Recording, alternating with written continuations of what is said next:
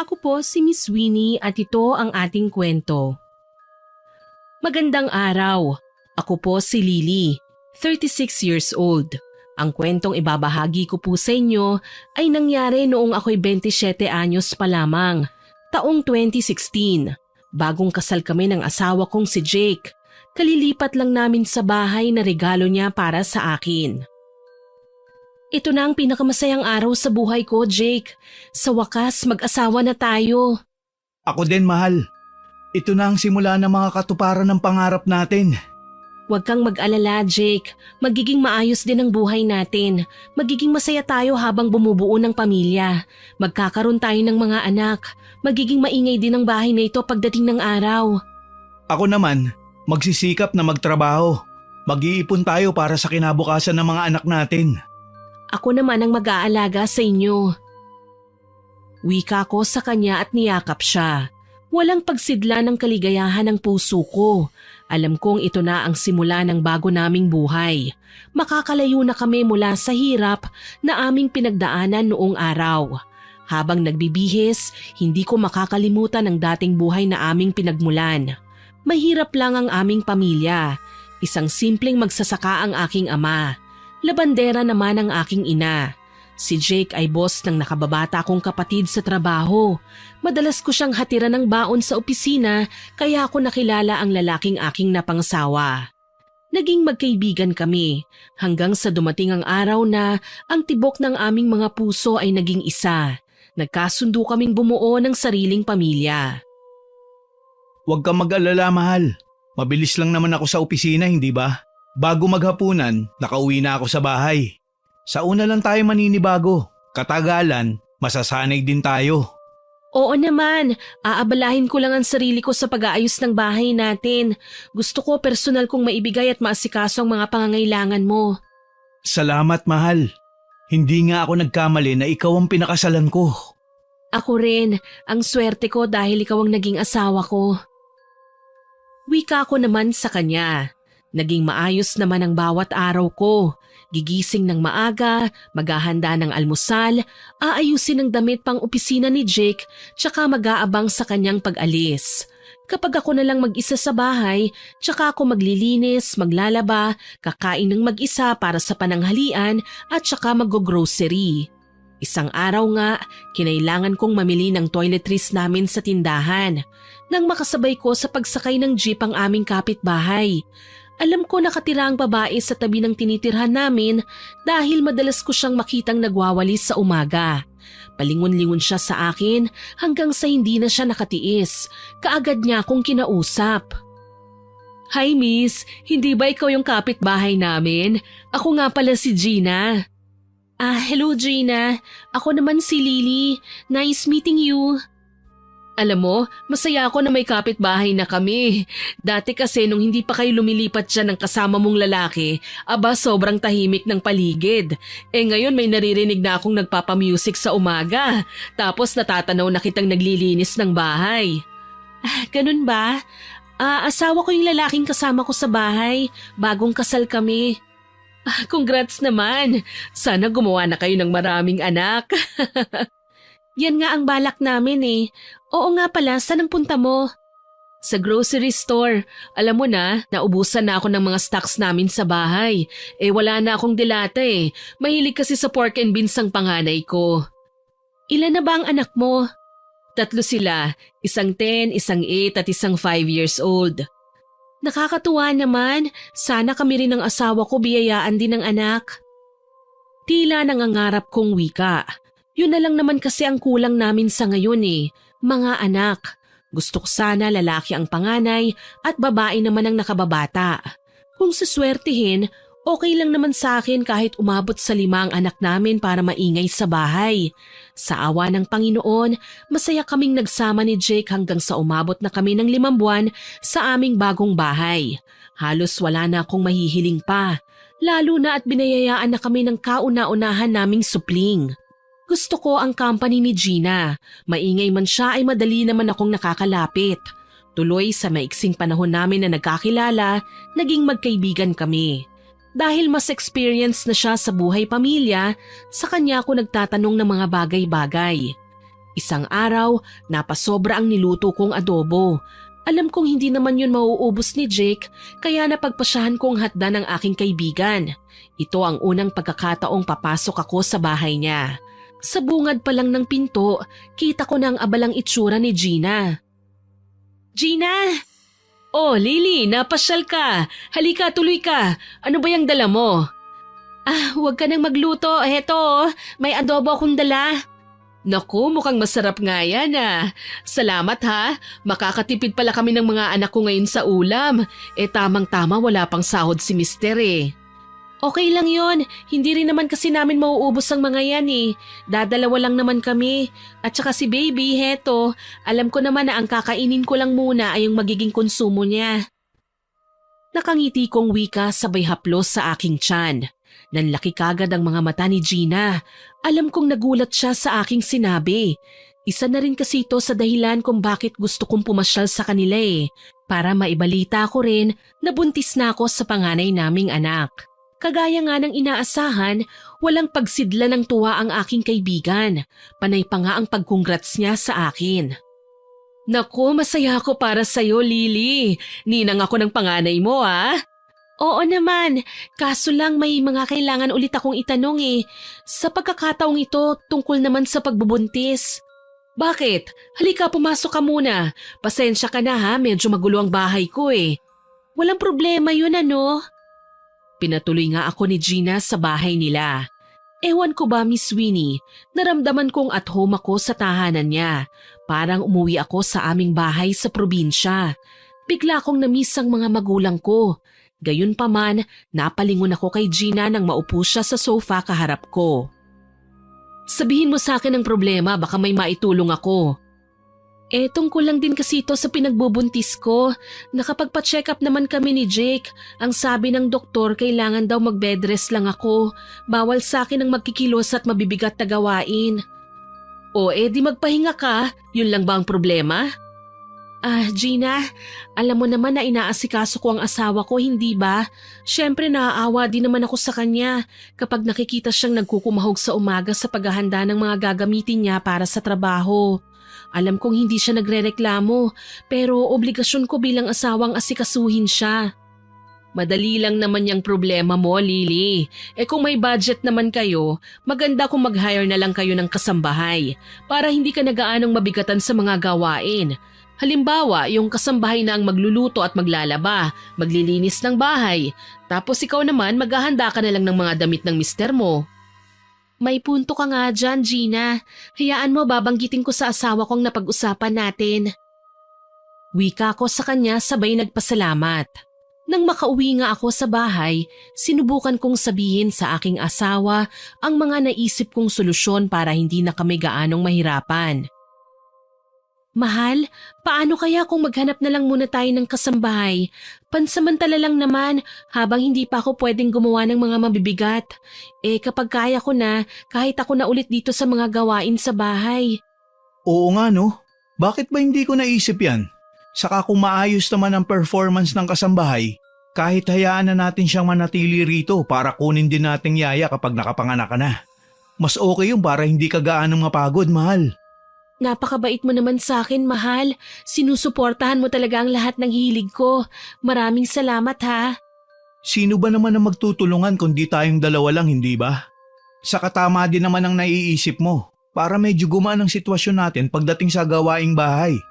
Ayoko naman na mahihirapan kayo na magiging anak natin. Para saan ba naman ang pagsisikap ko magtrabaho kundi para sa inyo din naman? Dahil sa aking mga narinig, masaya akong nagpasalamat sa aking asawa. Isinagawa namin ang pag-i-interview ng mga mamamasukan pagsapit ng Sabado para pareho kaming nasa bahay ng aking asawa. Halos 5 babae din ang na-interview namin bago kami nakapag-decide kung sino ang aming tatanggapin. Pareho naming napili ang isang babaeng nagngangalang Ella, 24 years old at taga-probinsya. Mukhang masipag naman at maalam sa mga gawaing bahay. Sa tingin ko rin, maliksi kumilos at mabilis pumikap ng mga iuutos ko. Pagkatapos kong kausapin ang mga nag-apply, nagpasalamat ako sa kanila. Si Ella naman, Nangakong babalik kinabukasan para magsimula na sa kanyang trabaho. Maganda si Ella, Miss Winnie. Makurba ang katawan. May taglay siyang alindog na siguradong lilingunin ng kahit na sinong lalaki. Sa totoo lang, medyo hindi ko mapigilan ang sarili ko na pasadahan siya ng tingin. Hindi ko maiwasang mahaluan ng mali siya ang isip ko, kagaya ng what if kung ma-attract sa kanyang asawa ko. Pero at the same time, naisip ko naman na mahal naman ako ni Jake. Kahit kailan, hindi niya ako ipagpapalit sa iba. Kumuha lang kami ng kasambahay para may kasama ako at katuwang sa mga gawaing bahay. Yun na lang ang pilit kong isinisiksik sa isipan ko. Pero nang makita ni Gina si Ella, hindi niya maiwasang tanungin ako. Sigurado ka bang yayayan at hindi GRO sa club? Yung mga galawan kasi parang hindi dapat pinagkakatiwalaan. Gina naman ikaw kaya ang nagsuggest nito, tapos ngayon parang gusto mo nang paalisin si Ella. Parang hindi trabaho ang sadya niya sa inyo parang mga agaw siya ng asawa. Oy, makapanghusga ka ha, para namang kilala mo na yung tao. Hayaan mo na kasi muna siyang ipakita sa atin ang kakayahan niya. Feeling ko naman mabait si Ella tsaka marami siyang alam na trabaho. Hindi na ako mahihirapang kausapin siya at utusan. Basta pa yung kaibigan lang huwag ka masyadong makampante. Minsan kung sino pa yung inaakala nating hindi makabasag pinggan siya pang bayolente pagdating sa mga ganitong bagay. Nagtatakang tinanguan ko na lang si Gina. Hindi ko na rin sinigundahan pa ang mga sinabi niya. Nahihiya din kasi ko na baka marinig ni Ella na pinag-uusapan namin siya. Sa paglipas ng mga araw, hindi ko akalaing maiimpress ako sa serbisyo ng bago naming kasambahay. Umaga pa lang ay nakaayos na ang buong bahay, pati na ang almusal. Nakikita kong umiikot na ang labahin namin sa washing machine at nakahanda na ang pang-opisinang damit ni Jake. Magandang umaga po, Ate Lily. Magandang umaga naman, Ella. Naku, salamat ha. Hinanda mo pala ang damit ng Kuya Jake mo. Tinanghali kasi ako ng gising Medyo masama ang pakiramdam ko. Okay lang po yan, ate. Ang mabuti pa po mag-almusal na po muna kayo. Tapos magpahinga. Ako na po ang gigising kay Kuya. Sigurado ka ba? May ginagawa ka pa sa laundry area, hindi ba? Magaan na gawain lang naman po yun, ate. Sige, maraming salamat ha. Walang anuman po. Medyo naging malapit ako kay Ella dahil sa bilis niyang kumilos. Halos lahat ng trabaho sa bahay, sinalo na niya. Ang totoo niyan, sarili ko na lang talaga ang inaasikaso ko sa araw-araw. Masaya naman ako dahil nagagawa kong magpahinga kahit papaano. Hindi ko nga lang naisip na masyado na nga akong nakampante at kinalimutan ng mga babala sa akin ni Gina noong bago pa lamang si Ella sa bahay namin. Ikatlong buwan na ng aming kasambahay sa pagtatrabaho sa amin nang mapansin kong madalas umaalis si Jake.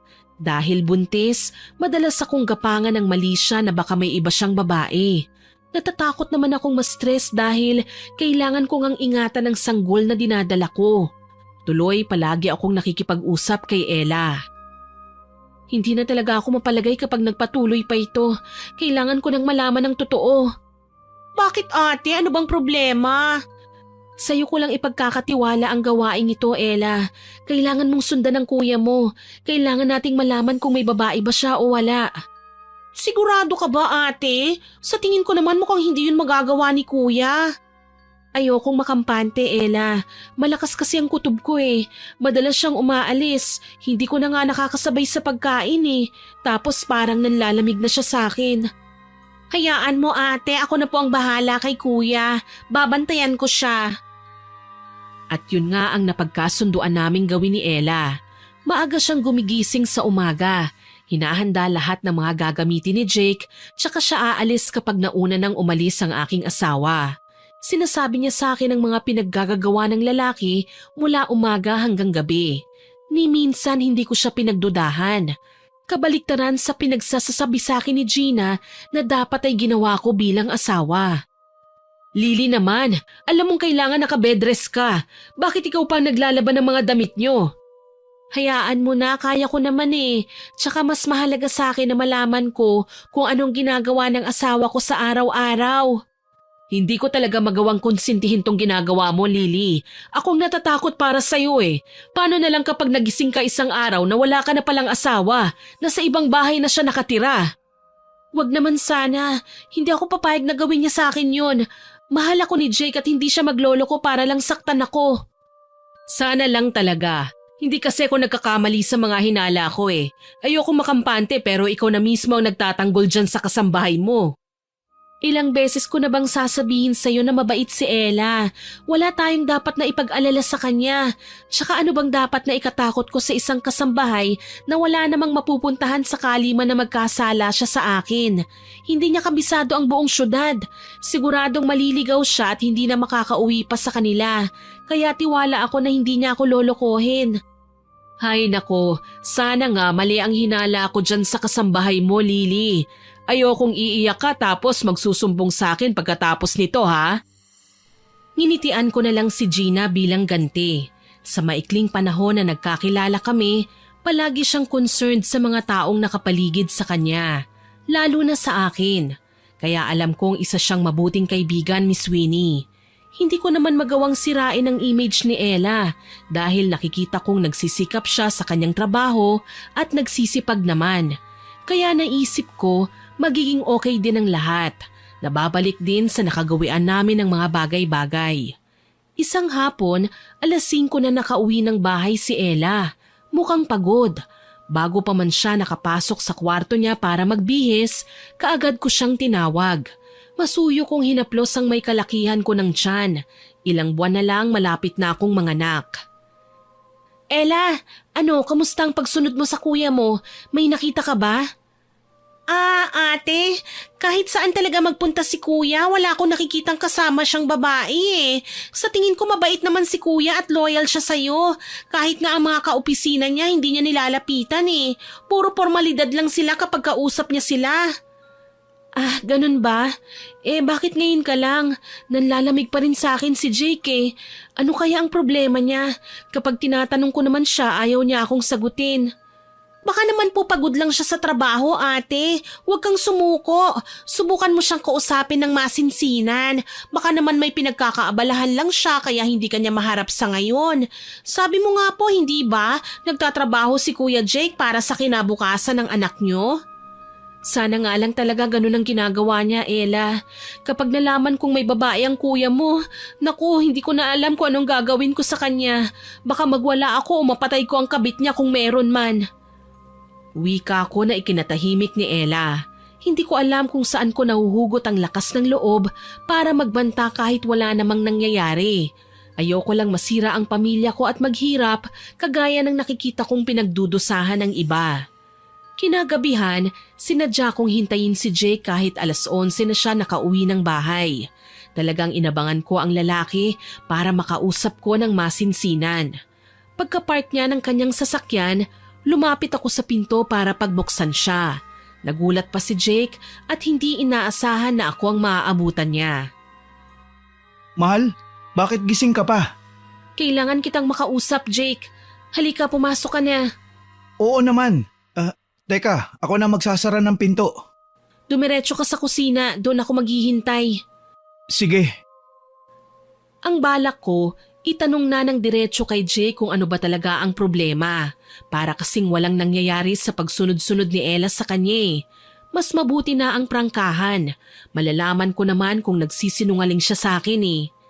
Pagkaupo ni Jake sa upuan sa may kitchen counter, kaagad ko siyang hinarap. Napapansin ko, palagi ka nang late umuwi ng bahay. Busy ka ba talaga sa opisina o may iba kang pinagkakaabalahan? Marami lang kasi kaming paperworks ngayon, mahal. Bakit? Ibang sinasabi ng mga reaksyon mo sa pinapakita mo sa akin ng galaw mo, Jake. Alam kong may mali at kahit kailan alam mong hindi ako nagkakamali. Kaya magtapat ka na sa akin, Jake. May ibang babae ka ba? Ano? Mahal naman.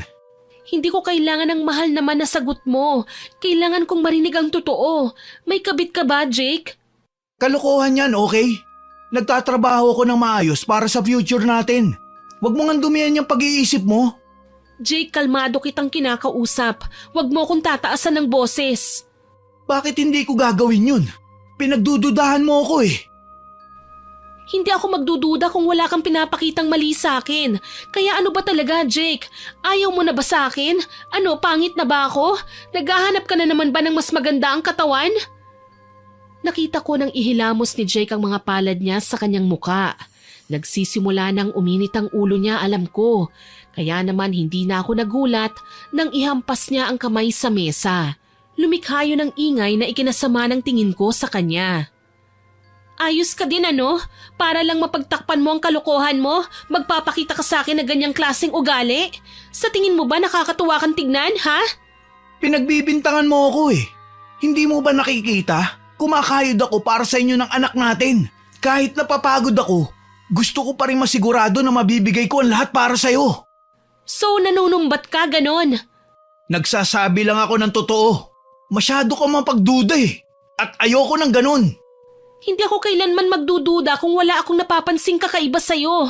Kaso lang ikaw, ang dami mong ginagawa para mas lalo ko mag-isip ng masama tungkol sa'yo eh. Singhal ko kay Jake. Napapansin ko na talaga na may nagbabago sa kanya. Dati, kapag nagtatampo ko sa kanya, kaagad siyang naghahanap ng paraan para mapakalma ko. Pero ngayon, nakikipaglaban na siya ng emosyon sa akin. Mas gusto niya na yung gumaganti siya ng sigaw. Talagang pinapakita niya na may nagbago na sa kanya. At bago ko pa siya mapagsalitaan ulit, kaagad na niya akong tinalikuran. Sobrang stress ako sa naging pagtatalo namin ni Jake ni Sweeney. Para bang binigyan ko siya ng rason na magalit sa akin at gawin ang gusto niya. Simula kasi nang mangyari yun, mas maaga na sa karaniwan kung siya ay umaalis ng bahay. Hindi na nga siya naaabutan ni Ele. Tapos kapag uuwi naman siya, gabing-gabi na at hindi pa siya natutulog sa kwarto namin kundi sa guest room na. Sobrang naiinis na talaga ako sa mga pinaggagawa niya. Kaya naman isang araw, ako na mismo ang nagpasya na sundan siya. Sakay ako ng taxi ng umagang yon. Alam kong masyado pang maaga para umalis pero kailangan kong masundan si Jake. Maya-maya, nagring naman ang sarili kong telepono kaya kinuha ko yun sa aking bag at sinagot. Hello? Ate, nasan ka? Nagising ako ng maaga pero hindi ko po akalaing mas maaga kang magigising sa akin. Umalis ako, Ella. Bukas pa ako uuwi. Kailangan kong dalawin ang mga magulang ko. Ikaw na muna ang bahala sa mga iuutos ng kuya mo, ha? Ganun po ba? Sige po, ako na po muna ang bahala. Susundan ko pa rin po ba si kuya sa trabaho ngayon? Hayaan mo na muna, Ella. Wala kasing maiiwan sa bahay kapag umalis ka rin eh. Okay po ate, ako na po munang bahala sa bahay. Sige, tumawag ka na lang kapag may problema ha. Puputulin ko na tong pag-uusap natin. Sige po ate. Hindi nakaligtas sa aking pandinig na parang masaya si Ella nang malaman niyang bukas pa ako uuwi. Ang pagkakamali lang ng dalaga, hinayaan niya talaga akong putulin ang tawag na hindi ko naman ginawa. Marahil nilapag lang niya ang cellphone kung saan kaya malinaw kong narinig ang usapan nila ng aking asawa na mas nakapagpakaba sa aking dibdib. Dala ng matinding sama ng loob, kaagad kong sinet sa record ang cellphone para magawa kong ang i-record ang mga boses nila. Hay, salamat! Hindi ako mapapagod ngayong araw. Bukas pa babalik ang asawa mo, Jake. Ganun ba? Saan daw siya pupunta? Dadalaw daw sa biyenan mo. Ibig sabihin, malaya tayo ngayong araw. Gagawin natin ang lahat ng gusto nating gawin. Mabuti naman kung ganun. Nakakasawa din naman kung sa hotel na lang tayo palagi nagkikita eh. Gastos din yun eh. Yung ibabayad mo sa hotel, idagdag mo na lang muna sa allowance ko ha, babe? Basta ba, hindi ka mapapagod ngayon. Ay, ano ka ba, Jake? Ibaba mo nga ako. Nakikiliti ako eh. Halos uminit ang pisngi ko, abot hanggang sa tenga. Daig ko pa ang lasing sa labis na pamumula. Napansin ako ng taxi driver at tinanong kung ayos lang ako. Walang sabi-sabing dumukot ako ng pera sa aking pitaka at ibinigay sa lalaki. Nagpasalamat na lang din ako sa abala at nagmamadaling bumaba. Tinumbok ko ang bahay nila Gina. Takang-taka tuloy ang babae kung bakit napakaaga kong bumisita sa bahay niya. Lily, ang aga pa. Anong ginagawa mo rito? Gina, pwede ba kitang makausap? Oo naman, halika, pasok ka. Hindi pa man ako nakakaupo sa sofa, napaiyak na ako. Hindi ko na nagawa pang pigilan ng sarili ko nang ikwento ko kay Gina ang mga narinig ko kanina sa cellphone. Mukhang tama ang hinala mo, Gina. Hindi ako dapat na nagtiwala kay Ella. Taksil siya. Sila ni Jake. Teka, ano ba kasi ang nangyayari? Pakinggan mo ang na-record ko. Diyos ko, totoo ba ito? Sina Jake at Ella? Mga hayop sila? Sinasabi ko na nga ba hindi talaga gagawa ng mabuti ang kasambahay nyo. Ipinagtanggol ko siya sa'yo, akala ko mabuti siyang tao, na mapagkakatiwalaan ko siya. Pero hindi ko akalain na siya palang sisira sa pagtitiwala kong yun. Anong balak mo ngayon? Hindi naman pwedeng hayaan mo na lang sila na maglandian habang nasa mahirap kang sitwasyon. Kung sa akin lang nangyari yan, naku malamang kinalbo ko na ang kabit niya. Malakas ang kutob ko na may ginagawang milagro ang mga taksil. Kailangan ko lang silang mahuli sa akto, Gina. Huwag kang mag-alala, Lily. Kaibigan mo ko. Tutulungan kita. Gagawin ko ang lahat, maalalayan ka lang sa lahat ng pinagdaraanan mo. Maraming salamat, Gina. Malaking bagay ito para sa akin. Mangyak-ngiyak kong tugon sa kanya. Lumipas ang mga oras na hindi ako iniwan ni Gina. Binigyan niya ako ng mga ideya sa kung ano ang dapat naming gawin. Hanggang sa makaisip siya ng paraan na alam kong nakakahiya at malaking iskandalo pero para na rin daw hindi ako gaanong masaktan oras na magkagulo kapag nangyari na ang komprontasyon. Nagpatawag siya ng mga tanod. Nagdrama kami na mukhang may nakapasok sa loob ng bahay dahil wala ang asawa ko at ang kasambahay. Na natatakot akong pumasok sa pag-aakalang baka maging peligroso sa akin sakali man na may balak na masama ang kung sino. Kaya naman sinamahan ako ng halos 5 tanod at tumawag pa ng pulis ang isa sa kanila. Walang ingay kaming pumasok sa bahay. Kinilabutan ako nang makarinig kami ng mga ungol. Hinawakan naman ni Gina ng mahigpit ang kamay ko. Pilit niya akong pinakakalma. Umaasa siya na magiging tahimik ako sa anuman ang matutuklasan ko. Ipinagpasalamat ko na rin na hindi siya nagpakita ng awa sa akin dahil baka maging dahilan pa yun ng wala sa oras kong panganganak. Maingat kaming tumuloy sa bawat silid hanggang sa ang master's bedroom na lang ang hindi pa namin napapasok. Bahagya na yung nakaawang kaya walang babalang tinulak ko ang pinto. Halos mapasinghap ang lahat, lalo na ang aking mga kasama. Nang makita namin ang nakahigang si Jake sa kama, hubot-hubad habang pagiling-giling naman sa ibabaw niya si Ella na wala rin ni kapirasong saplot sa kanyang katawan. Nakaramdam ako ng silakbo ng galit. Ikinuyong ko ang aking mga kamay at nilapitan ng 2 walang yan na patuloy pa rin sa ginagawa. Ni hindi nila kami napansin dahil sa sarap na kanilang tinatamasa. Walang paalam na hinila ko ang buhok ng haliparot kong kasambahay. Mga hayop kayo! Mga taksil! Mahal! Magpapaliwanag ako! Mahal? Peste ka? Walang yaka, Jake! Ang kapal ng mukha mong pagtaksilan ako sa babaeng ito pa! Aray, ano ba? Nasasaktan ako! Sige, Lily, saktan mo ang makating babaeng yan! Ipahiya mo! Hila-hila ko na ang buhok ni Ella, ngunit hindi niya magawang lumaban sa akin o kahit ang ipagtanggol ang sarili niya. Nakatakip kasi ang mga braso niya sa katawan dahil wala nga siyang damit. Gayunpaman, hindi ko alam kung galit ba ang nagtulak sa akin para gawin ang mga bagay na ito.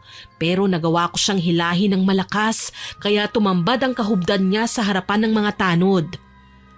Wag! Pinabastos niyo na ako Bitiwan mo ako, Lily! Lily talaga, no? Pagkatapos kitang palamunin at tanggapin dito sa pamamahay ko, malandi ka! Inaahas mo na pala ang asawa ko! Ano ba, Lily? Tama na! Nakakaya! Ngayon ka pa talaga nahiya, ha, Jake? Ngayon pa talaga? Ano, ipagtatanggol mo pa yung babae mo? Magsama kayo, mga hayop! Dala ng matinding galit, gigil ko ring binalingan si Jake at malakas na sinampal. Sa totoo lang, ito ang unang pagkakataon na masaktan ko ang aking asawa. Ito rin ang unang pagkakataon na magkaaway kami at sa napakabigat pa talagang rason. Ang tagal kong nagduda, ang tagal kong nag-iisip kung sino ang walang yamong babae tapos malalaman ko, si Ella lang pala. Ano, sabihin mo sa akin kung ilang beses kayong naghotel. Ginagasta mo pa talaga ang pera ng para sa pamilya mo, hayop ka. Kasalanan mo yon, masyado kang maruming mag-isip. Kaya hayan, nagloko ang asawa mo. Pagbabayaran niyo ang ginawa niyo. Akala mo ba malaya ka na sa kataksilan mo? Ipakukulong ko kayo, mga hayop! Nagwala na ako at sinubukan naman akong pigilan ni Jake. Si Gina naman ang sumabunot kay Ella. Si Jake naman pinipigilan ng mga tanod. Halos hindi na ako maawat sa sobrang galit hanggang sa isang hindi inaasahang trahedyang nangyari. Marahas na sinipa ni Ella ang aking tiyan kaya naman natumba ko. Pakiwari ko, nag-slow motion ang lahat, Miss Winnie. Pagkatumba ko, kaagad akong nakaramdam ng matinding sakit sa aking tiyan. Kasabay noon ang pag-agos ng sariwang dugo na dumaloy sa aking hita. Natatarantang sumigaw si Gina nang malingunan niya ako. Diyos ko! Lily! Ha! Buti nga yan sa'yo! Mamatay ka na! Masyado kang bayulente! Bakit mo siya sinipa? Alam nga naman hayaan ko ang babaeng yan, nasaktan ako. Hindi ako kailanman paaapi sa kanila. Tulungan mo ako, Gina. At nagkagulo na nga ang lahat kasama na ang mga tanod. Sa nanlalabo kong paningin, nakita ko pa kung paano ako binuhat ng ilan sa kanila palabas ng bahay habang papasok naman ang mga pulis na kanilang tinawagan kanina. Doon na ako tuluyan na wala ng malay. Hindi ko matandaan kung gaano ako katagal na nakatulog. Ang alam ko lang, nagising ako na nasa ospital na at may nakakabit na swero sa aking palapulsuhan. Nakadungaw naman sa kinahihigaan ko si Gina. Nag-aalala. Anong nangyari? Ikaw ang dapat na tinatanong ko niyan. Ano bang nangyari, Lily? Bakit ka dinugo? Ha? Ang baby ko? Anong nangyari sa baby ko? Huwag kang mag-alala, ligtas na ang baby mo. Mabuti na lang at nadala ka namin kagad sa ospital. Natatandaan ko akong nananabunot kay Ella nang matumba ka. Ano bang nangyari? Sinaktan ka ba ni Jake? Hindi niya ako sinaktan, pero si Ella oo. Marahil nang masaktan siya sa ginawa mong pagsabunot sa kanya, sinipa niya ako. Pinahamak pa niyang baby ko. Shh, huwag ka na munang mag-isip ng kung ano-ano. Basta makampante ka lang na okay ang baby mo, ha? Si Doc mismo ang nagsabi nun sa akin. Nahihiya ako sa iyo, Gina. Napabayaan mo pang pamilya mo nang dahil sa akin. Ano ka ba? Wala kang dapat ipag-alala. Alam ng mister ko at siya mismo ang nagsabi sa akin na bantayan ka. Siya na munang bahala raw sa mga bata. Oo nga pala, galing dito ang mga magulang mo. Yung nakababata mong kapatid galit na galit. Sinuntok ang asawa mo. Nasa na nga palang mga taksil? Nireklamo ng nanay at tatay mo sina Jake at Ella. Ang alam ko nakadetain ngayon ng dalawa sa kulungan. Nakaharap sa reckless imprudence resulting to physical injury si Ella habang si Jake naman ay adultery at concubinage. Ewan ko lang kung makalabas pang dalawa. Maraming nakasaksi sa ginawa nila eh. Huminga ako ng malalim. Hanggat maaari ayoko munang isipin ang tungkol sa kanila. Sobra na ang ginawa nilang pagsira sa paniniwala kong may maganda pang relasyon sa pagitan namin ni Jake. Sa isang malaki niyang pagkakamali, alam kong doon na nagtatapos ang relasyon namin. Naging malungkot ako ng mga sumunod na araw, pero hindi ako pinabayaan ni Gina. Mabuti na lang, nagawa ko ng makauwi dahil ipinaalam na sa akin ng doktor na pwede na akong manatili sa tahanan. Sa katunayan, madalas niya akong samahan sa bahay. Ayos ka lang ba, Lily? Oo naman. Maraming salamat nga pala sa lahat ng tulong mo, ha, Gina. Tatanawin ko itong malaking utang na loob. Tsaka malaki na ang nagawa kong abala sa'yo. Wala naman yun sa akin eh. Alam mong basta ikaw nakahanda akong tumulong. Huwag mo sanang mamasamain ah. Pero kaya ko na talaga, Gina. Ayoko naman na pabayaan mo ang pamilya mo para sa akin. Natawagan ko na si nanay, sasamahan nila ako dito sa bahay.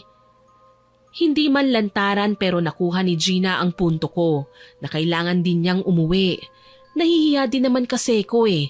Pati mga anak niya hindi na niya naaasikaso dahil ako ang inuuna niya. Nakakahiya din naman sa asawa niya na mabait at walang reklamong inaasikaso ang pamilya nila. Mabuti na lang, umuwi si Gina at naiwan akong mag-isa. Dito ko inalala ang lahat ng masasakit na bagay na natuklasan ko sa relasyon namin ni Jake. Relasyong puno ng pagpapanggap at pagkukunwari. Relasyon na hindi makontento at naghahangad pa ng mas matindi. Sinayang mo lang ang pagmamahal ko sa iyo, Jake. Lahat ng sakripisyo ko na humantong pa sa minsang pagsuway ko sa mga magulang ko. Nasayang dahil sa kalokohan mo. Ngayon pagdudusahan mo rin ang consequence na bunga ng mga kamalian mo. Malungkot kong wika sabay iyak. Sa sobrang bigat ng aking nararamdaman, hindi ko na namalayang nakatulog ako.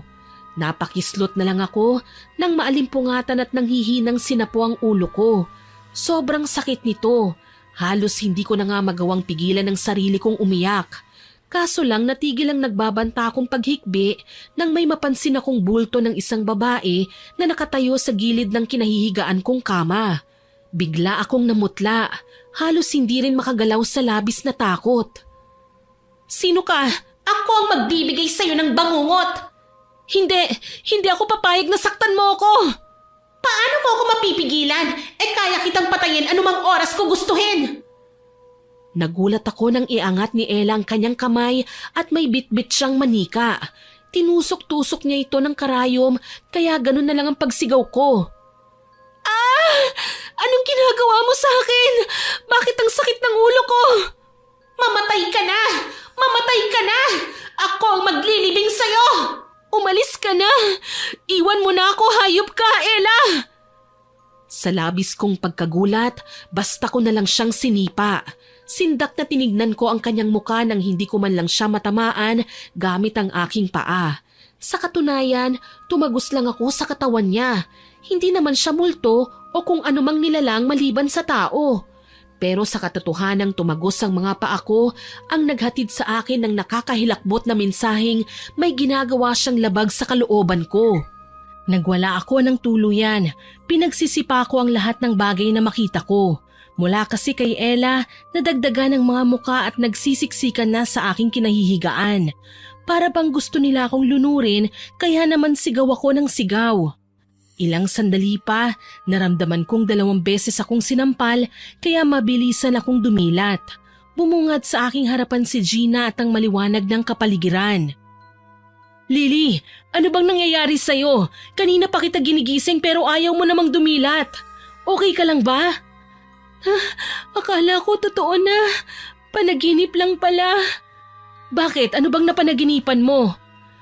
Si Ella at ang kanyang pambabarang. Ano? Sigurado ka ba? Paano pa niya magagawa yun? Alam naman natin na nakakulong siya. Hindi ko alam. Basta nakakatakot siya sa panaginip ko, Gina. Kumalma ka lang, okay? Ang kailangan nating gawin ay magbihis at pumunta sa presinto. Ano, kaya mo bang makita ang 2 taong nanakit sa'yo? Oo, Gina. Hindi naman ako papayag na magsaya sila. Hindi pwedeng gawin na lang nila ang lahat para maging miserable ang buhay ko at ng anak ko. Pagbabayaran nila ang lahat. Tumango si Gina at malungkot akong inalalayan.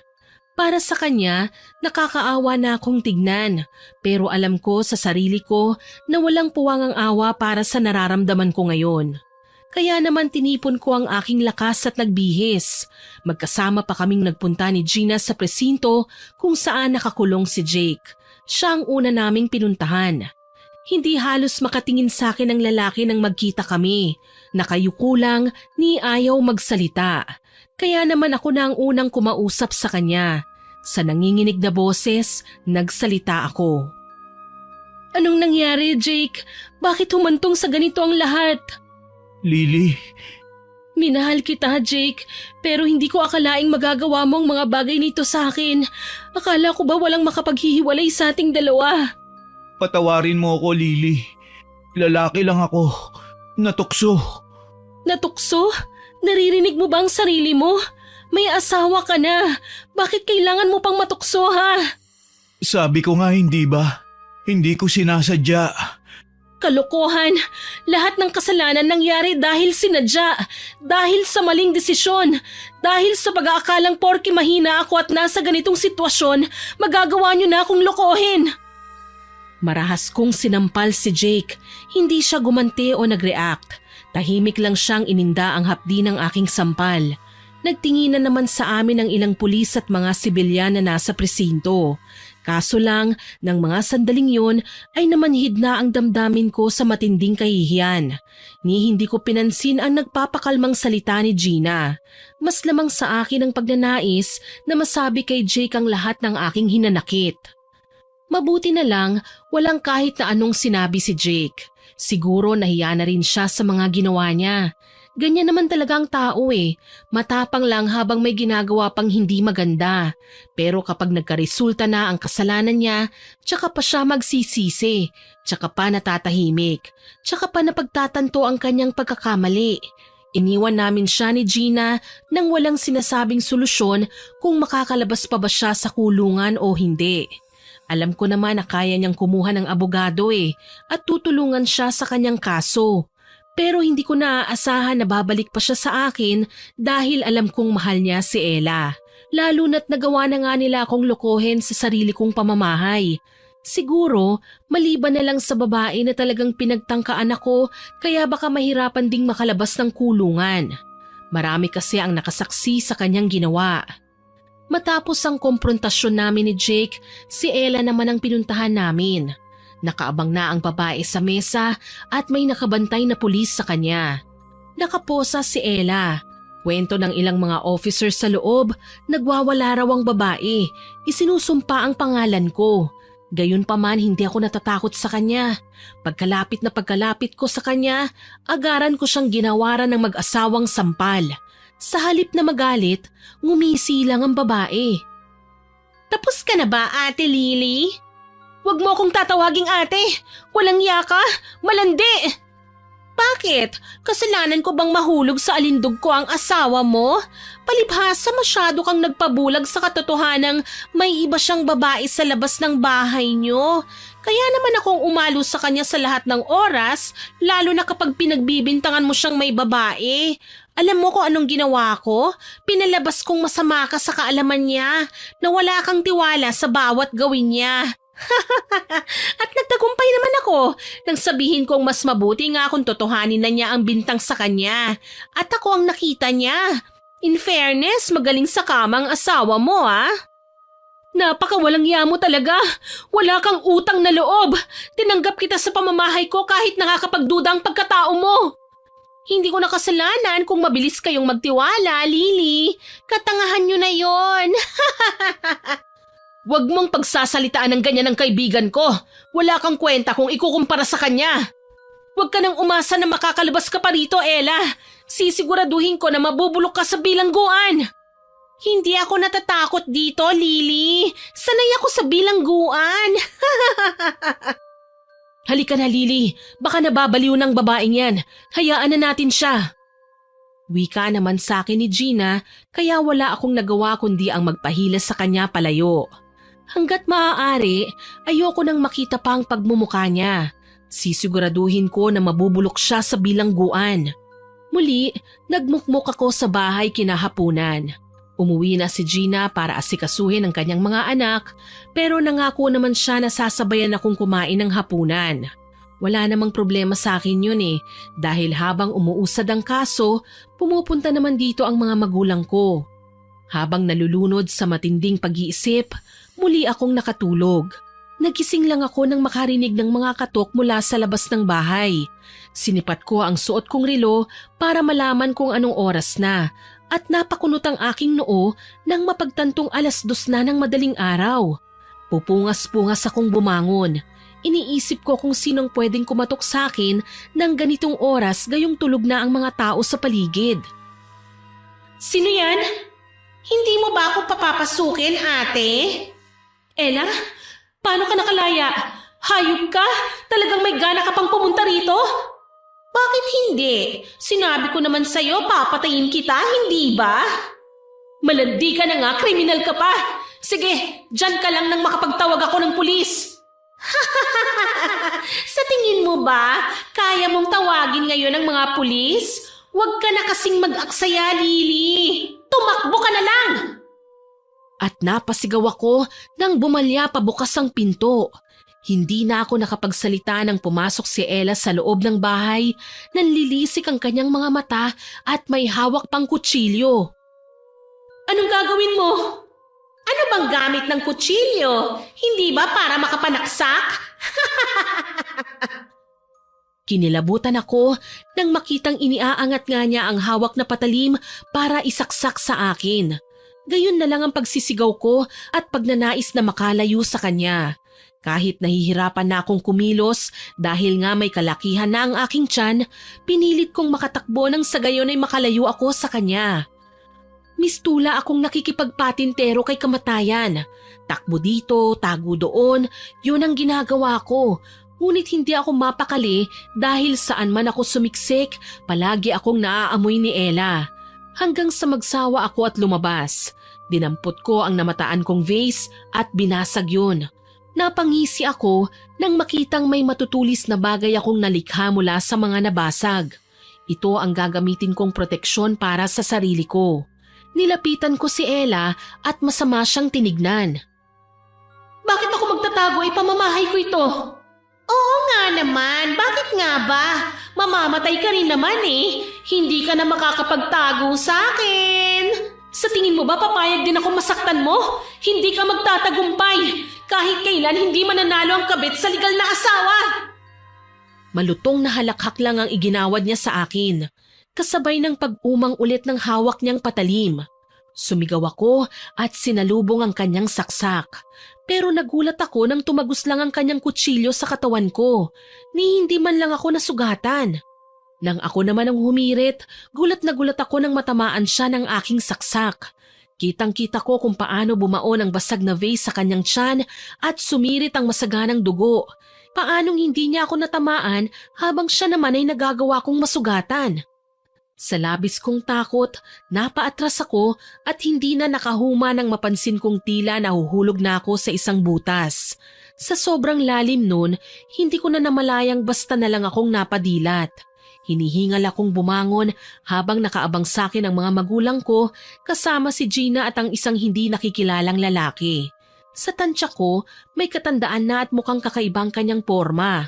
May mga suot siyang kwintas at pulseras, nakakaiba rin ang mga hugis. Anong nangyari? Binabangungot ka, Lily. Ang problema, ikalawang araw mo na ngayong tulog. Tama ang kaibigan mo, Iha. Ako nga pala si Mang Karding, isang albularyo. Albularyo? Ano pong kailangan nyo? Bakit kayo nandito? Sinama ako ng mga magulang mo para matignan ka, Iha. Kakaiba daw kasi ang nangyayari sa'yo tuwing tulog ka. At tama nga sila. May nakahihindik na bangungot ang gumagambala sa'yo. Bangungot na nagtatagal ng halos 2 hanggang 3 araw. Buti nga at nagising ka ngayon. Ako si Mang Karding. Kung ganun panaginip ko lang yung nangyari, yung habulan namin ni Ella hindi totoo? Hindi ko masasabing hindi yun totoo, Iha. Dahil ang balak ng bumarang sa'yo ay patayin ka. At bago ka pumanaw ay maghirap ng husto at magdusa. Barang? Sino naman ang gagawa sa akin nun, Mang Karding? Lily, bago ka pa namin nakausap ngayon, nagsagawa na si Mang Karding ng pagtatawas at natuklasan namin na si Ella ang may kagagawa nito na gusto kanyang gantihan kaya paulit-ulit siyang dumadalaw sa panaginip mo. Ito ang simpleng ginagawa niya para mawala ka ng walang nagdududa. Talagang halanga ang kaluluwa ng Ella na yan. Gagawin niyang lahat, masira lang ang buhay ko. Huwag kang mag-alala, Lily. Hindi naman natin hahayaan si Ella na masaktan ka. Sa totoo lang, sobra akong nagtaka kung saan ba nakuha ni Ella ang kakayahan niyang mambarang. Hindi naman siya ganun dati. Mabait siya at lalong wala naman akong napapansing kakaiba sa kanya. Hindi ko tuloy maiwasang kilabutan. Bumangon ako at tinungo ang kwarto na ipinagamit ko sa kanya. Nang mangyari kasi ang komprontasyon, hindi na niya nagawa pang kunin ang mga gamit niya. Pagka-ospital na pagka-ospital ko, kaagad silang dinala sa kulungan. Anong gagawin mo sa mga gamit ng babaeng yun, Lily? May kailangan lang akong patunayan, Gina. Kailangan kong maghanap ng ebidensya. Tungkol ba yan sa ginawang pambabarang ni Ella? Oo, malakas ang kutob ko na may iniwan siyang gamit dito. Kailangan kong makita ang mga yun. Sa tingin mo ba talaga may ginagawa siyang hindi maganda? Yun ang sinabi ni Mang Karding, hindi ba? Kaya kailangan nating magpakasiguro. Hindi naman ako papayag na basta na lang siyang magtagumpay sa kalokohang pinaggagawa niya o sa paniniwala niyang kababalaghan dahil buhay pa ako at kailangan kong mabuhay para sa anak ko. Hindi Diyos si Ella para pakialaman niya ang lahat ng gusto kong mangyari sa buhay ko. Tama ka naman, sa laki nga ng atraso niya sa'yo, pati siguro pagsunog ng mga gamit niya ay kulang pa bilang kabayaran. Huwag kang mag-alala, gagawin ko naman ang lahat eh. Mabulok lang siya sa bilangguan, hindi na siya makakalabas pa. Wika ko sa aking kaibigan. Hinalungkat nga namin ang mga gamit niya hanggang sa may matagpuan nga akong bagay na nakatago sa kahon. May itim na mga kandila at libro. May mga nakasulat na orasyong hindi ko maintindihan kung ano ang ibig sabihin. Ang alam ko lang, ito ang ebidensya ko mula sa mga pinaggagawa niya. Binuklat pa ni Gina ang may kakapalang itim na libro at nakita ang isang larawan namin ni Jake na nakapangkasal. Sa tingin ko, kinuha ito ni Ella sa photo album. May nakaguhit na markang X sa aking muka kaya hintakot akong hinarap si Gina. Sinasabi ko na nga ba may pagkademonyo ang kabit ng makating higad na yan. Tulungan mo ko, Gina. Sunugin natin ang lahat ng gamit ng malanding babaeng yon. Mabuti pa nga, siguro naman mapapaso din siya kasi nga mambabarang siya, di ba? Siguradong kapag naglalagablab na sa apoy ang mga gamit niya, hindi na siya mapapalagay. Dasal ko nga ay sana matupad yun, Gina. Sa dami ng atraso niya sa akin, kulang pa ang buhay niya bilang kabayaran. Malungkot kong pahayag, sabay haplos sa maumbok kong tiyan. Tila ba naramdaman din ni baby ang ginawa ko dahil bahagya siyang sumipa. Medyo nasaktan ako pero alam kong parte yun ang pagnanais niyang makiramay sa sakit na nararamdaman ko. Dinala nga namin sa labas ng bahay ang mga gamit. Malutong pa nga na napamura si Mang Karding nang makita ang mga nasabing kagamitan. Tunay ngang isang mambabarang ang babaeng kanina lang ay isinailalim ko sa pagtatawas. Dapat lang nasunugin ang mga gamit niya para mapilayan ang kakayahan niyang mambarang. Oras na mabawasan na ang mga bagay na nagbibigay sa kanya ng kapangyarihan, hihina na ang puwersa niya. Baka nga, hindi ka na niya magagawang saktan sa iyong panaginip. Sana nga po, Mang Karding. Ayoko nang maulit ang ganito na 2 araw na pala akong tulog at hindi man lang nagigising. Hayop na Ella yan. Talagang babalikan ko siya at ipatitikim sa kanyang lagim na ginawa niya. Nakasuporta lang ako sa'yo at sa lahat ng gusto mong gawin, Lily. Magkaibigan tayo. Maliban pa doon ay nakababatang kapatid na ang turing ko sa'yo, kaya hindi kita pababayaan. Maraming salamat, Gina, ha? Malaking-malaki na ang utang na loob ko sa'yo. Kahit kailan hindi ko makakalimutan ang mga bagay na ginawa mo para sa akin. Wala yon, Lily.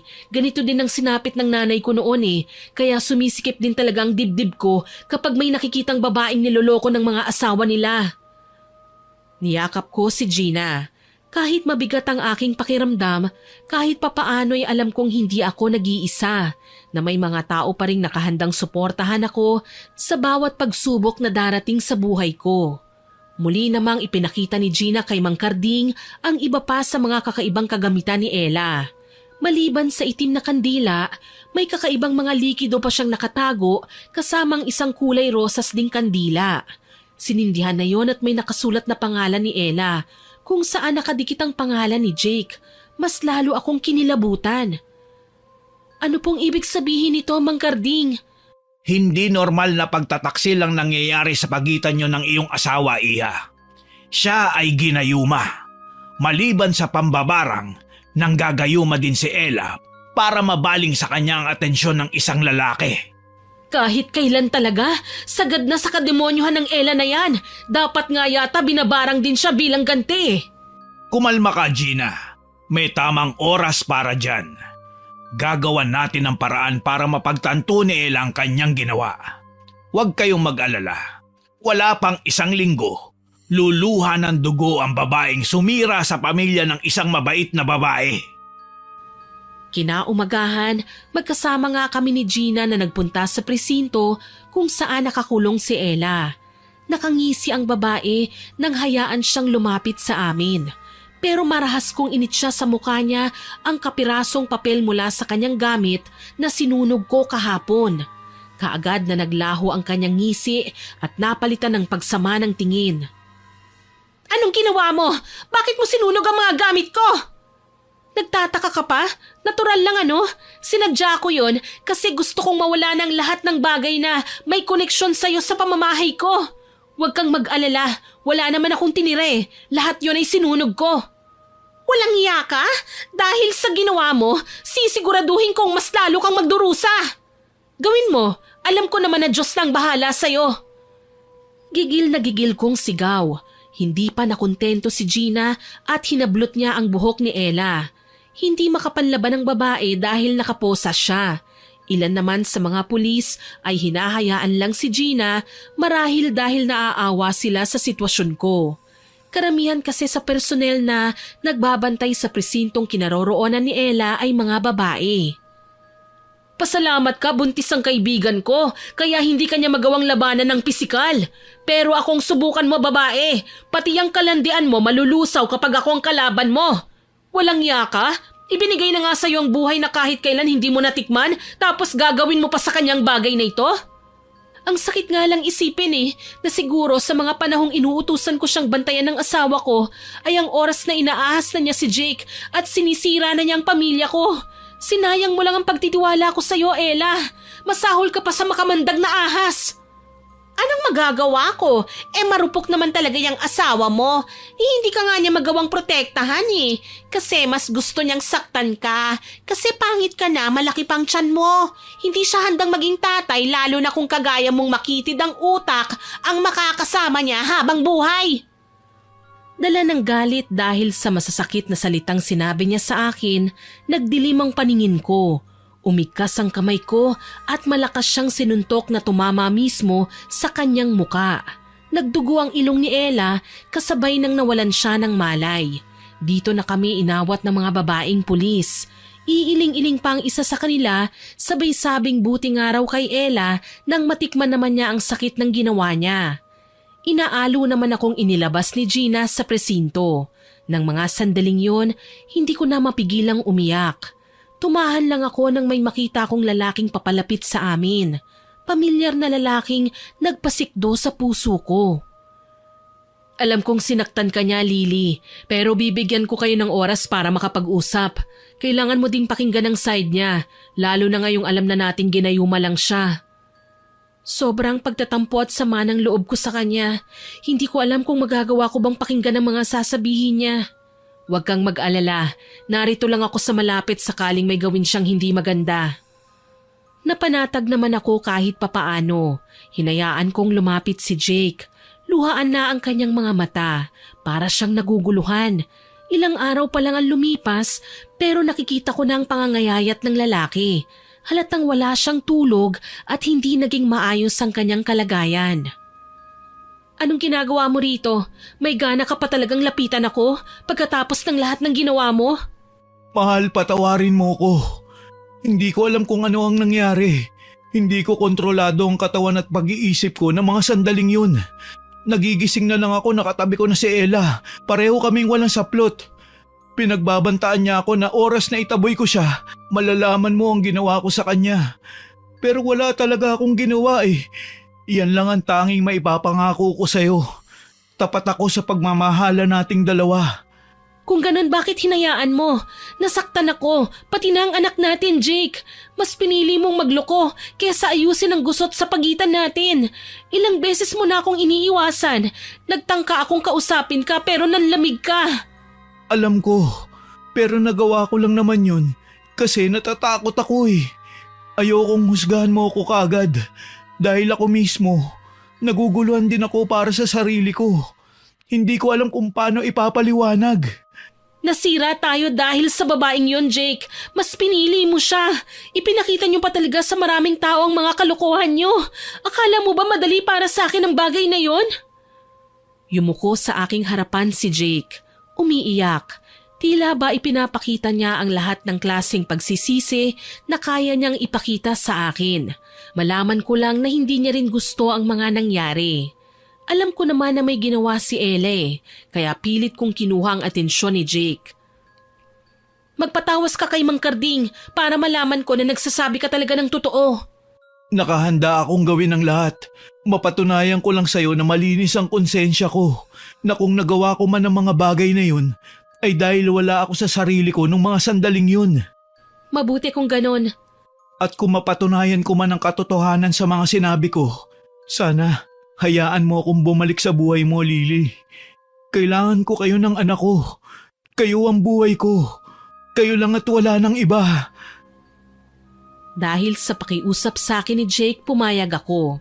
Magkasama na nga kaming umuwi noon sa bahay pero hindi siya nakaligtas sa galit at pag-uusig sa kanya ng mga magulang ko. Lalo na ng kapatid ko na pinagkatiwala ako sa kanya. Nagpakumbaba naman si Jake at tinanggap ang lahat ng masasakit nilang salita. Ni hindi ako nakialam. Alam kong mahal na mahal lang ako ng aking mga magulang kaya nila nasabi ang mga bagay na yon. Matapos ang munti nilang argumento, ipinakilala ko kay Jake si Mang Karding, ang albularyo. Ipinaliwanag naman ng matanda ang mga bagay na kaya niyang gawin kaya tanging tangulang ang isinagot ni Jake. Nang isagawa nga ang pagtatawas, napatunayan namin na wala ngang kasalanan si Jake. Nagsimula ang lahat sa simpleng panghihipnotismo hanggang sa hindi na nga mapigilan ni Jake na kumprontahin si Ella. Sa halip na matakot, si Jake pa ang kanyang binantaan. Walang nagawa ang lalaki kundi ang pumayag sa gusto ni Ella. Pero sa tuwing humahantong sila sa kama, ginagamitan na ni Ella ng mahika si Jake para mapasunod siya. Tuloy, hindi napigilan ni Gina ang magkomento ng masama. Sagad nga talagang kasamaan ng Ella na yon, ano? Nanggagayuman ng lalaki para lang sa kalandian niya? Ginagawa niya yun dahil akala niya walang makakapigil sa kanya. Nagkamali nga lang si Ella ng hinala. Hindi niya akalaing may pagala-gala pang albularyo na kagaya ko dito sa lugar ninyo. Ano po bang dapat naming gawin? Ibabalik natin kay Ella ang lahat ng ginawa niya sa inyo. Tama si Mang Karding. Kailangan din niyang magdusa, ha? Pinagmasdan ko si Mang Karding na nagsasagawa ng ritual. Hindi ko maintindihan ang pinagsasasabi niya pero taimtim akong sumusunod sa ginagawa niya. Parang dinadasalan niya si Ella. Sa lingwaheng Latin nga lang. Pagkatapos ay nagsindi siya ulit ng kandilang puti. Ipinatak niya ang tunaw na parting yon sa plangganang may tubig at asin. Habang isinasagawa naman ang ritual na yon, nakaabang lang kami ni Gina. Pareho kaming kinakabahan. Nasa kalagitnaan na sila ng ginagawang orasyon nang mawala ng malay si Jake. Namutla ang lalaki at nangisay. Sobra naman akong nag-alala kaya inalalayan namin ang lalaki. Mang Karding, ano pong nangyayari sa kanya? Hindi lang gayuma ang nakabaon sa pagkatao ni Jake, Iha. Mukhang may ginawang ikalawang ritual si Ella na siguradong ikawawasak ng puso mo. Bakit po? Nakikita ko sa pinagtawasan ng binaong barang sa katawan ng asawa mo. Susunod itong e-epekto, oras na makita ni Ella na wala ng patutunguhan ng gayuma at pang-aakit niya sa asawa mo. Mamamatay ba si Jake, Mang Karding? Masakit mang sabihin, pero oo, Iha. Nakadisenyo ang barang na nasa kanyang katawan para patayin siya. Pero kung pagkakatiwalaan niyo ko at kung magdarasal kayo sa Panginoon, hihilingin niyo sa kanya ang kaligtasan ni Jake, pwede siyang gumaling. Dahil sa mga nalaman ay napaiyak ako. Lumalabas na ako pa ang may kasalanan kung bakit nagkagano ng asawa ko. Ako naman talaga ang punot dulo ng lahat ng ito eh. Kung hindi ko siya pinilit na magkaroon kami ng kasambahay, baka masaya pa kaming nagsasama ngayon na hindi nagkaroon ng lamat ang aming relasyon. Ako ang dapat sisihin. Ako ang may kasalanan. Napayakap naman sa akin si Gina.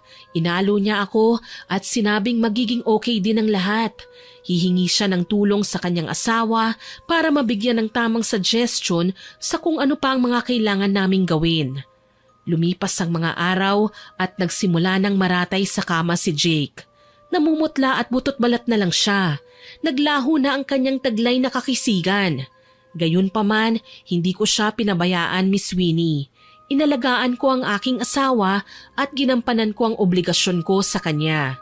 Hindi ko nga lang maiwasang malungkot. Habang tumatagal kasi, mas lalo siyang nanghihina. Nawawala na kami ng pag-asa na gumaling pa siya. Lily, makakasama sa baby mo ang pag-iyak. Pakiusap, kalamayin mo ang loob mo. Hindi rin magugustuhan ng mga magulang mo, lalo na ni Jake na makita kang ganyan. Naawa ako sa asawa ko, Gina. Oo, at ginusto kong gumanti sa kanila dahil sa labis na galit. Pero hindi sa ganitong paraan. Hindi sa nakakahindik na paraan. Alam kong nalulungkot ka sa ngayon, pero sana isipin mo na may sanggol sa sinapupunan mo. Maapektuhan din siya, Lily. Kaya kumalma ka, please lang.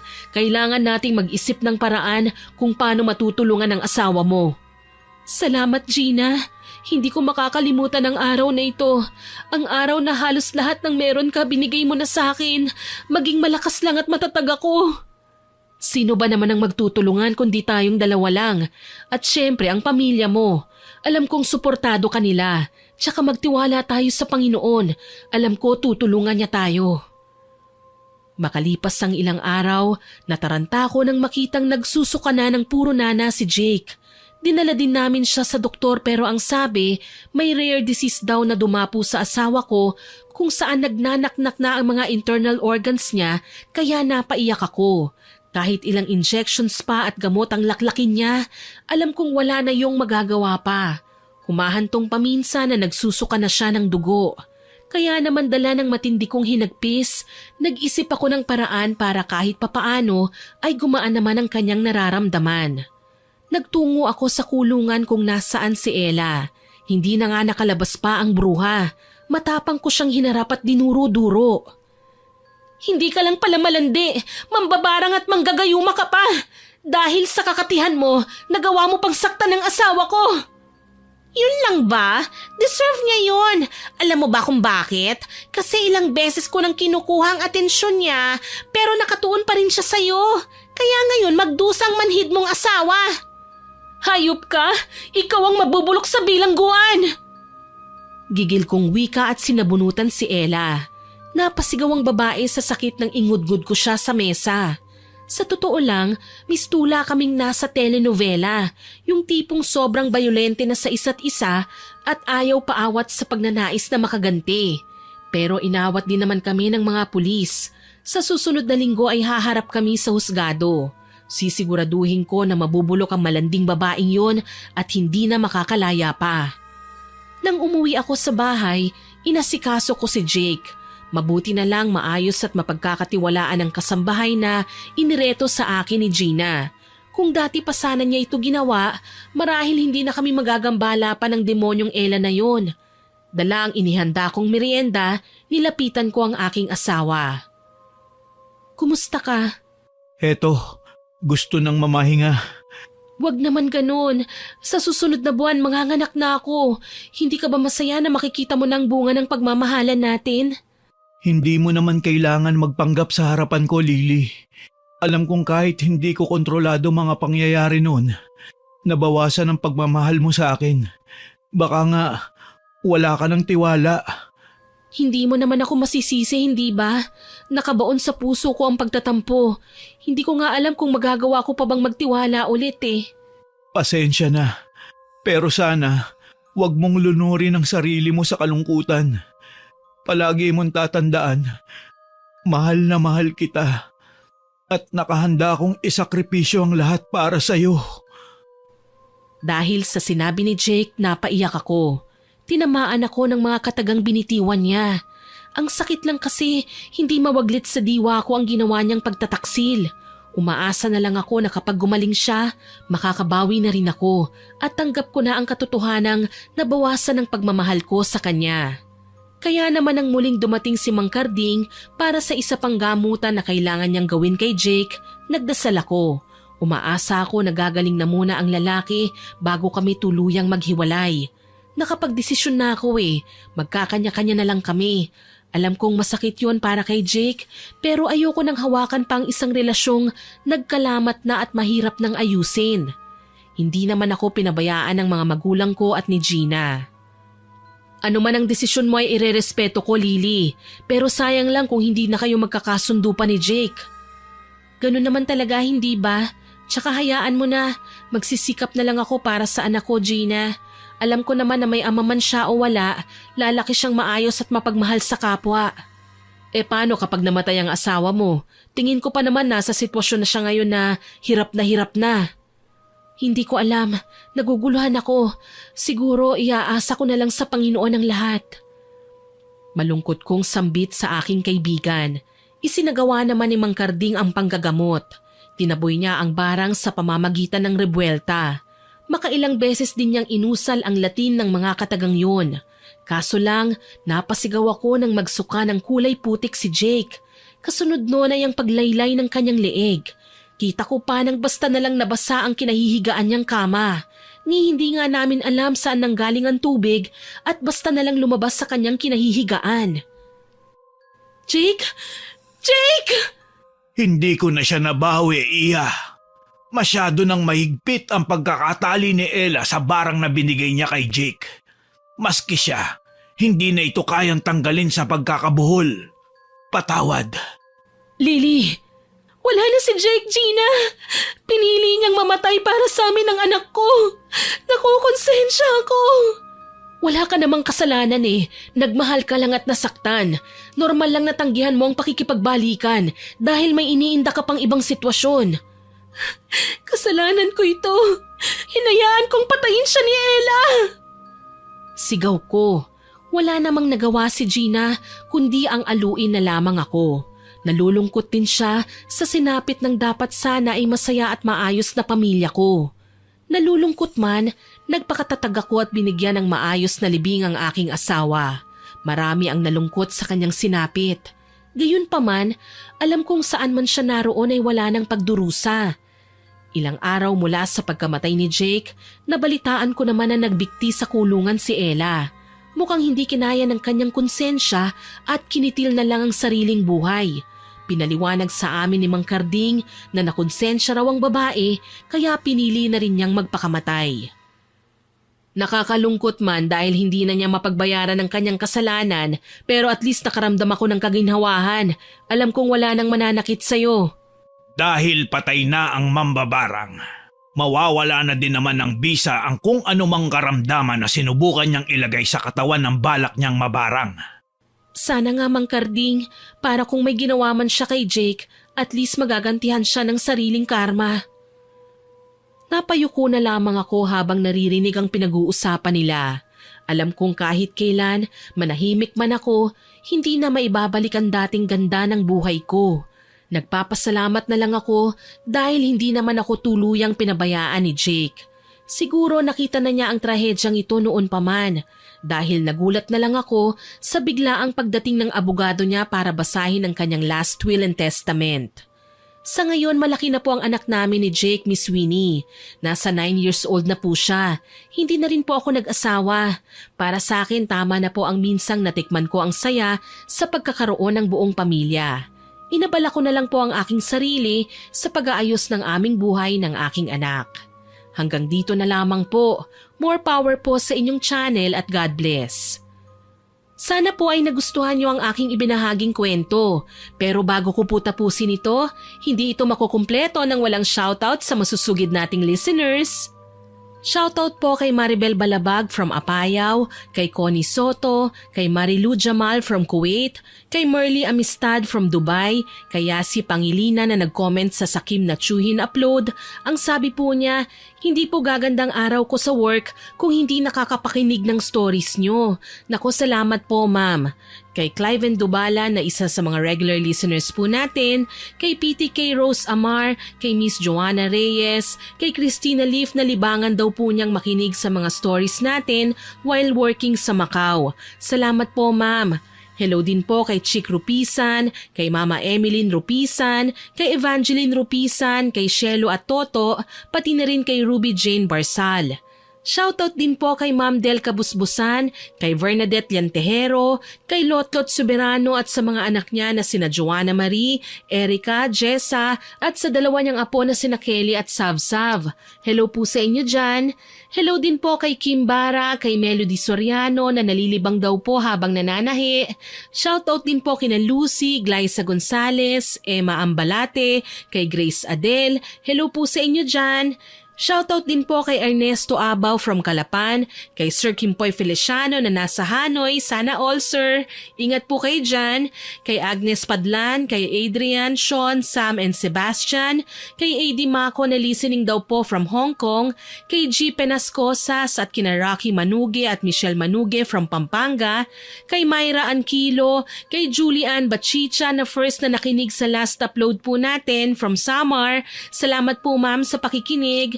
At hello din po kay Aisha Bernadette Anunuevo, Adela Asilo from Jerusalem, kay Jessamy Chavez at sa asawa niyang si Ben Mark Repuelo. Hello din po kay Brian Babatido, Elma Policarpio from Mandaluyong, kay Lexi from Alaska at kay Monet Soto from Kuwait.